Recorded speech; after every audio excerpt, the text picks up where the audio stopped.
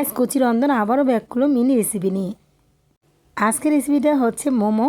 তো আমি সাধারণত ডিমের মোমো বানিয়েছি, আর মোমো খাওয়ার জন্য সসটাও আমি বানিয়েছি। তো শুরু করা যাক। বিসমিল্লাহির রহমানির রহিম।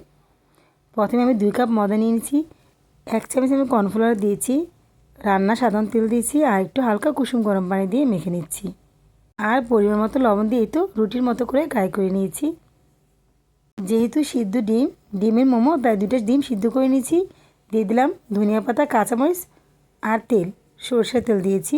এটার সাথে পেঁয়াজটা দিব না, পেঁয়াজটা দিতে ভালো লাগবে না খেতে, তাই। তো এই দেখো রুটি বানিয়ে নিলাম। এখন আমি সাইজ করে গোল গোল করে কেটে নিয়েছি। সবগুলো আমি আগে গোল করে কেটে নিয়েছি। দেন এটার মধ্যে এখন আমি ঢুকিয়ে দিব ওই ডিমটা যেটা মেখে রেখেছি। দেখো তোমরা তোমাদের ডিজাইন করে দিতে পারো, আমি আমার মতো করে দিয়েছি।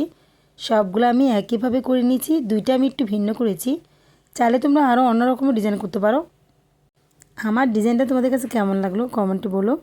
এই দেখো কত লাগছে কিউটি। সবগুলা করা হয়ে গেছে। এখন আমি এগুলাকে সিদ্ধ করে নিব। একটু পানি বসিয়ে দিলাম। পানিটা গরম হলে আমি এক চিমটাকে তেল দিয়ে দিয়েছি, সাধারণ তেল, যাতে না লেগে যায়। তো এতে দিয়ে এখন ঢেকে রাখবো। পানি শুকিয়ে গেলে আমি এটা উল্টে নিব। এই তো আমারটা হয়ে গেছে। এখন আমি এটা নামিয়ে নিব। দেখো কতটা সফট, আর খেতে কিন্তু সেই হয়েছে। তোমরা একবার ট্রাই করো। এখন সস বানানোর জন্য আমি নিয়েছি সস, কিছুটা রসুন কুচি, লেবু চিপে দিয়েছি, আর দিয়েছি তেল, সয়া সস, পানি। এখন আমি সবগুলোকে একসাথে মেখে নিব।